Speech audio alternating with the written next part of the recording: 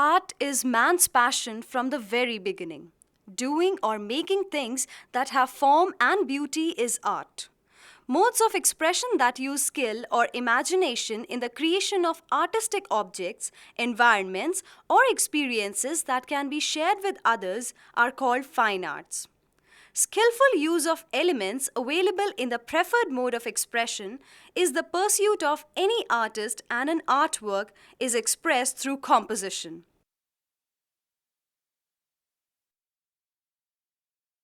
The term composition means putting together.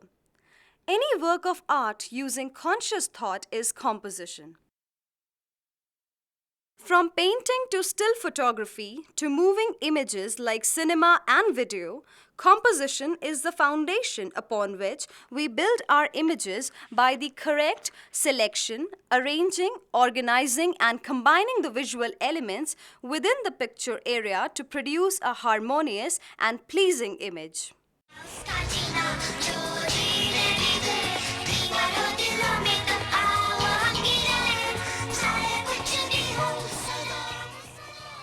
Various elements in the overall design usually relate to each other and to the whole artwork. The visual elements in composition. Line, the visual path that enables the eye to move within the composition. Shape, areas defined by edges within the piece, whether geometric or organic. Tone, the lights, mid-tones and darks throughout the composition. Texture, surface qualities which translate into tactile illusions. Color, hues with their various values and intensities. Direction, visual routes which take vertical, horizontal or diagonal paths. Size, the relative dimensions and proportions of images or shapes to one another. Perspective, expression of depth in an artwork, foreground, middle ground, background. The purpose of composition is to communicate effectively, to bring harmony and balance in communication, and to make communication aesthetically pleasing and interesting.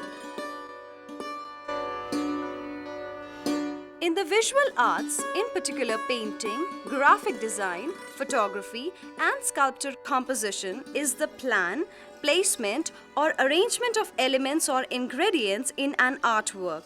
The selection and placement of elements within the work contributes to a response from the viewer.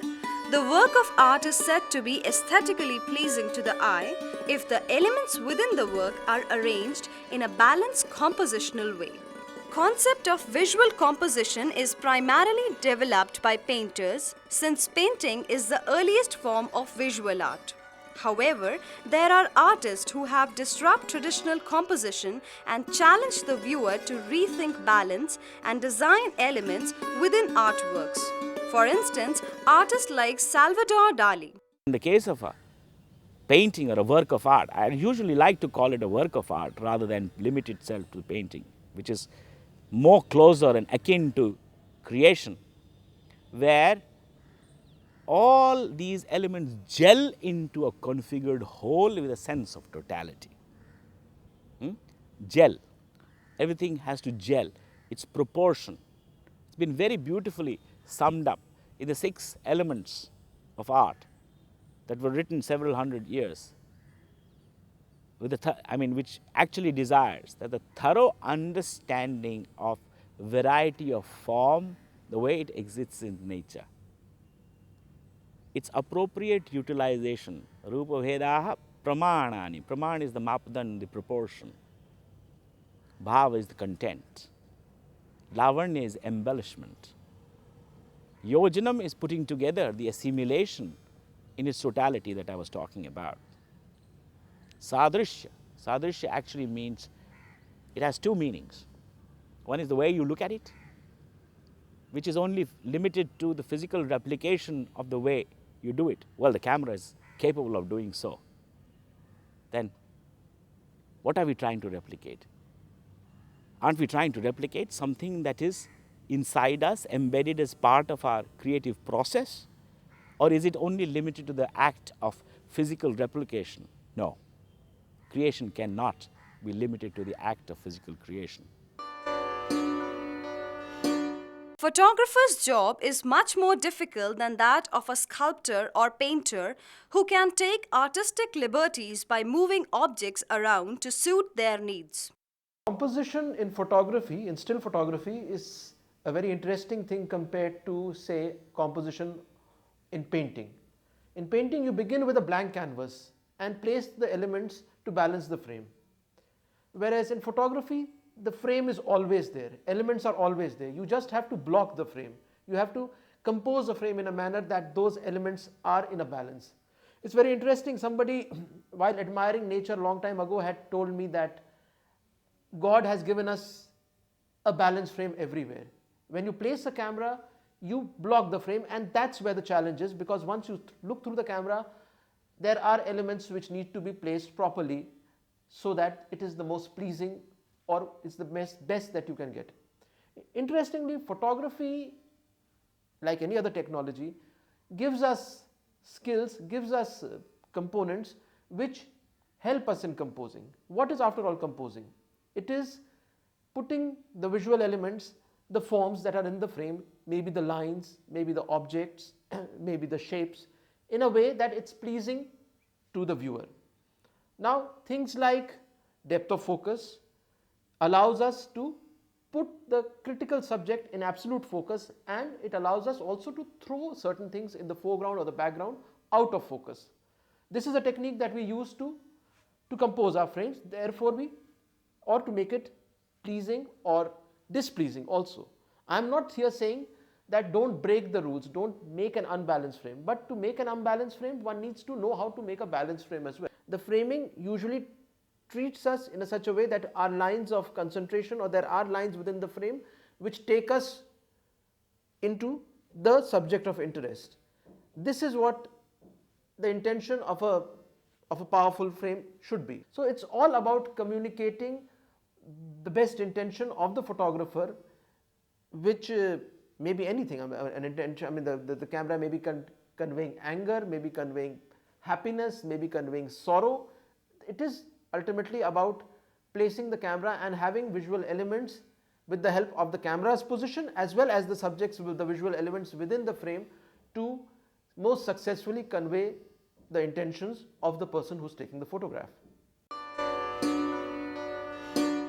In comparison to painter and still photographer, filmmaker has a more complicated job. Motion picture and video cameras differ from still cameras in that they record many more pictures per second.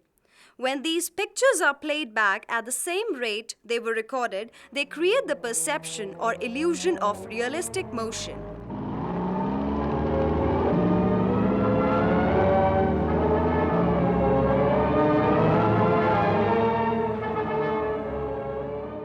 The most important thing, of course, is when you're using a film camera or a video camera. Now, video cameras normally have zoom lenses, which means all the lenses are in one lens.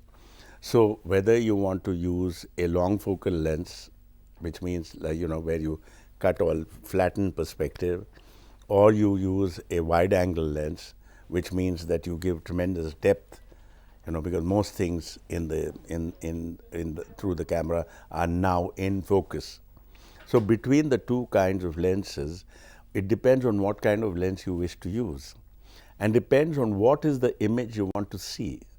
I'll just give you a small example. Let us say I want to see a person, a human being, a person standing or walking. Now I want to know whether that person who's standing and walking is to be seen in the context of the environment in which that person is, or I want to see that person without that context of environment. Because that has to do a lot with how you're going to interpret that image eventually. Because if you're going to set the person in an environment that is equally prominent, you will use a wide angle lens so that most things will be in focus, which means that the environment plays a part. Then the entire environment overpowers the character that I'm showing. Do I want to see that? Is that my interpretation? Am I saying that this is an insignificant figure in the context of the environment? Or am I going to take somebody, like if I'm going to use one of the middle lenses, which means that I'm going to show that person in the same modular context as in what you see in normal life, which means that contextually speaking, the environment is not overpowering the individual is not overpowering the environment. Now, am I going to see somebody like that, or am I going to see somebody in total isolation from this? So that it depends on what you wish to interpret, you will compose your image accordingly. So it's not as though there is a rule saying this is how you must physically compose an image. Images are composed according to how you wish to interpret them. How you wish to interpret them, particularly in the context of a visual narrative. Because you're talking about film now, you're talking about movement, you're talking about a narrative that takes you from one point to another, either geographically or in terms of time or in terms of psychological time, whichever way you wish to do that. So that is how your composition is related to these factors clearly. So when you compose, it's not just a question of saying, I'll compose so-and-so and close up somebody in long shot. You must have a reason for doing that. What might be the reason? So if you have a reason, then you will compose according to that reason. A cinematographer must find a scene that has the best composition by finding the right angle, choosing the right lenses, being there at the right time of the day for the best lighting condition, and using creative exposures.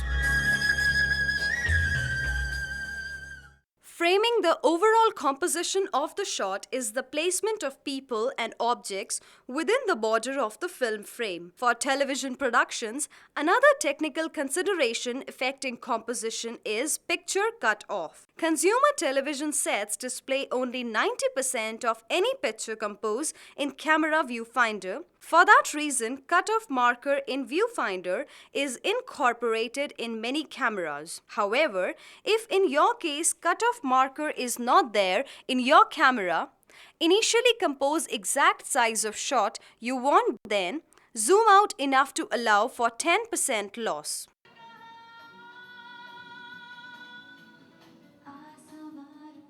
Composition greatly influences the audience's experience of a movie and allows the filmmaker to emphasize people or objects that hold more importance than others.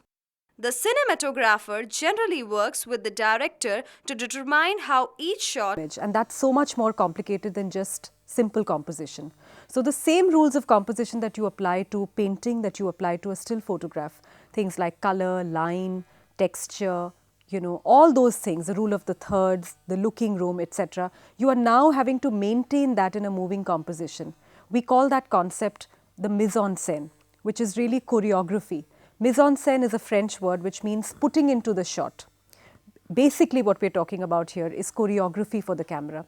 Let me give you a very simple example. If you had to do a zoom out on my face, and you have a close-up of my face and you have to do a zoom out to the rest of my body, you cannot do a zoom out unless you also do a tilt down, because you have to constantly maintain the same level of headroom as you pull out on me. And you can't, if you zoom out at one go, you're going to actually have a huge amount of headroom on the top, you're going to have a huge amount of space on the sides, on all sides. It's going to be equidistant. You cannot do that. You have to maintain that composition, the 3/4 composition, you have to maintain a sense of the headroom. And for that, you can't just zoom, you have to also tilt and pan at the same time in order to maintain a good composition.